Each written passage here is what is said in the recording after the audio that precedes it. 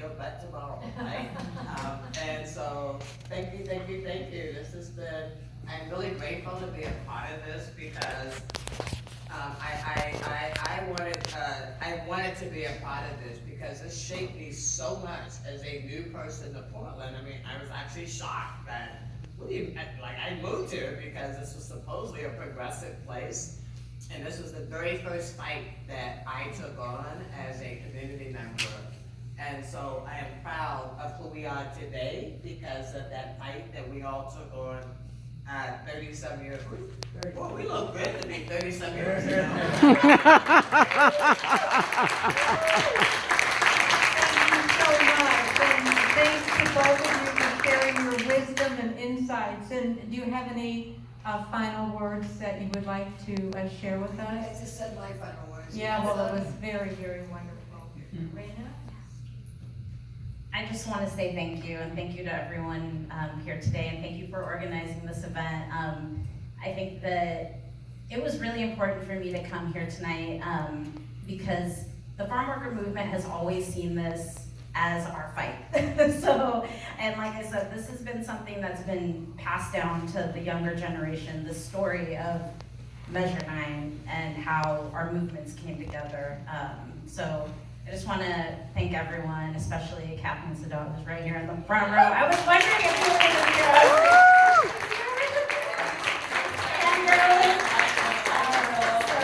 so yeah, I'm really excited, and yeah, thank you for organizing. You know, I will close by saying I also have a friend that I want to recognize, Thalia Zapatas. Thalia Zapatas has done more work around the world to bring equity to communities. When the OCA left, or when we bankrupt them and ran them out of Oregon, they went to other countries to try to sell the same brand of discrimination there. And my friend Thalia Zapatas came up with the most brilliant campaign strategy, because prior to her strategy, the fight was all about rights, right? If you were a married couple, you had certain rights, and if you were a gay couple, you didn't have the same rights that married couples had, right? And that would be the fight that we would take about why discrimination was wrong. It was Thalia who said, it's not wrong to love. So you love who you love. And when she started creating that campaign strategy around love and not around benefits, because you know benefits is a head conversation. Mm-hmm. Love is a heart conversation. Yep. And you can't argue with love. You can argue with the head stuff, but you can't argue with the love.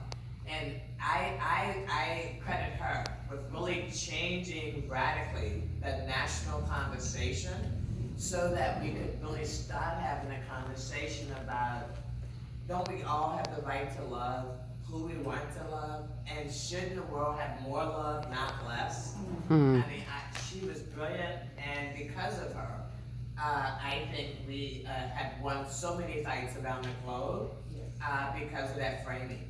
And I think that's a good lesson for later, because when you're fighting these kind of emotional issues, what people want to do is use facts and figures, right?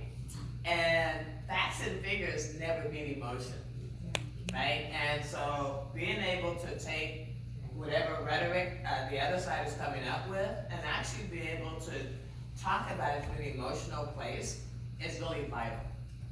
And so I didn't want to leave this stage tonight without giving a shout out to my friend Thalia Zapatas, because she's done this work all over the globe and she's done it in some really hard places. But just like here in the US, it's kind of hard to argue with love. Thank you so much to you both. Oh my goodness, what a gift. And I'd like to thank you all for coming, and also Robin Will, who is the leader of GLAPN, and also Melissa Lang, who put this whole thing together. Thank you. Yes, thank you. And it's been a real pleasure to have been here.